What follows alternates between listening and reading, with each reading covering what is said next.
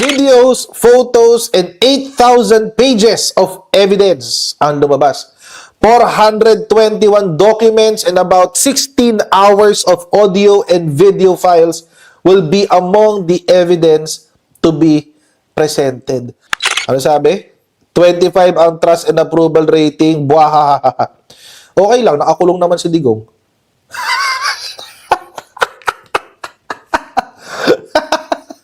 Okay lang, nakakulong pa rin si Digong. At sinong nagpakulong? Si BBM! 30 years ang kulong mo, boy! Mukhang sigurado na ang 30 years ni Rodrigo Duterte, guys. Oo. Mukhang sure ball na. Oo. Nothing but net ang 30 years ni Rodrigo Duterte, guys. Bakit?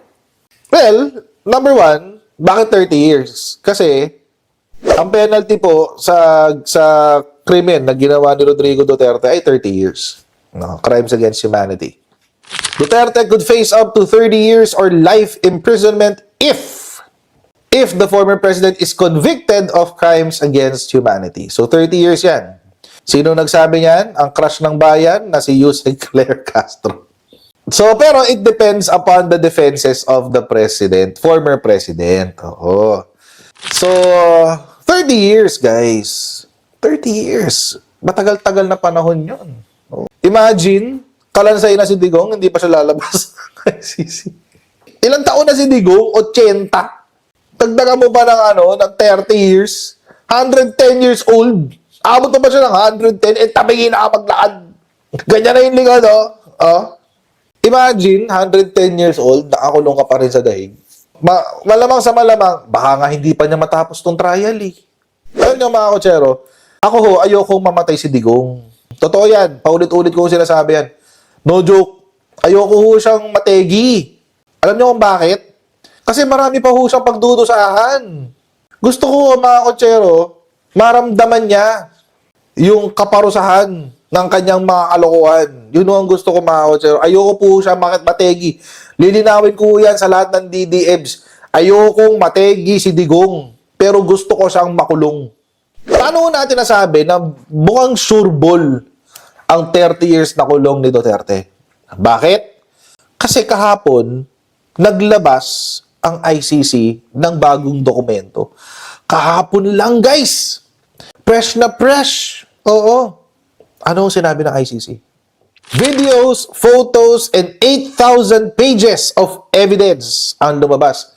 421 documents and about 16 hours of audio and video files will be among the evidence to be presented. Mga kakutsero, good luck. Mga kababayan, good luck kay Rodrigo Duterte.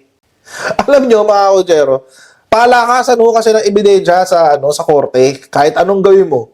Kahit gaano karami yung ebidensya mo, kung mahihina, walang kwenta. Pero kung malalakas, tapos 8,000, may video ka pa, may audio ka pa, antindi. Hindi lang ho yan. Meron pang 2 witnesses na redacted. Hindi nila sinabi kung sino yung 2 witnesses. Kung sino makita yung dokumento. Ito yung dokumento. Ayan, o. Ayan. Ito ho yun. Ano sabi? In the course of its investigation, the prosecution has collected a significant volume of documentary material that requires legal review prior to disclosure. Ano sabi ho ni Kamir Khan? Meron kaming nakuha na napakaraming ebidensya, documentary material, na kailangan munang pag-aralan bago natin ilabas sa publiko. Kasi nga, mga kotsero, kapag natapos na itong hearing, lahat ng dokumento will be made public. The prosecution has 129,358 items. Tara. Baka naman sobra-sobra na to sa 30,000 na hinihingi mo. Noong una kasi, di ba yung in-announce lang ng ICC is yung, ni Kamir Khan is yung 181 lang. Mukhang ngayon, mga kotsero, yung mga dokumento, lumampas na sa 30,000. 129,358 items.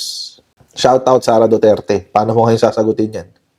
In its relativity database and further estimate 48,235 items held in another database that are currently in the process of being registered in the relativity database or the collection.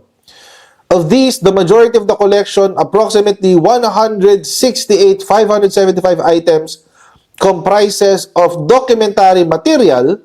The prosecution intends to review each dataset on a rolling basis and disclose any relevant material as soon as practicable. Ibig sabihin, may nakuha silang ganitong karaming materyales at kailangan pag-aaralan nila. Ang dami, no? 129,358 items. Galing, no?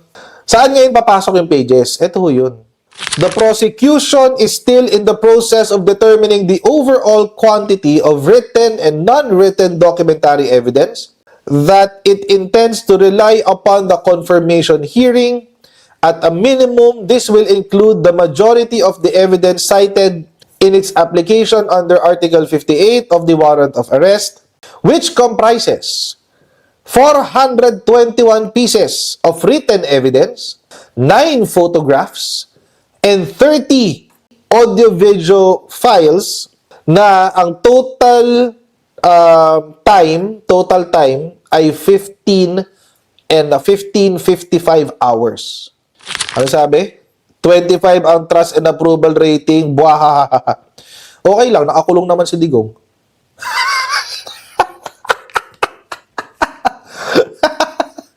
Okay lang, nakakulong pa rin si Digong. At sinong nagpakulong? Si BBM! Sabihin niyo nang gusto yun, sabihin kay BBM, wala akong pake. Nakakulong pa rin si Digong. Sabihin niyo na siya ang pinaka-worst ang kanyang approval rating, pinaka-mababa kanyang trust rating. I will not give a flying F. Oo, wala akong pake. Ang importante sa akin, nakakulong si Digong. Iyak na yan, no? Di ba? Iyak na yan, mamaya naka-all caps na yan. So mga kotsero, itong 421 pieces na to ay dagdag pa doon sa naunang 161. Pero in total, ang pag-aaralan pa nila ay 129,000 items. Ang dami. Nalulunod si Digong sa ebidensya. Duterte years ang kulong mo, boy!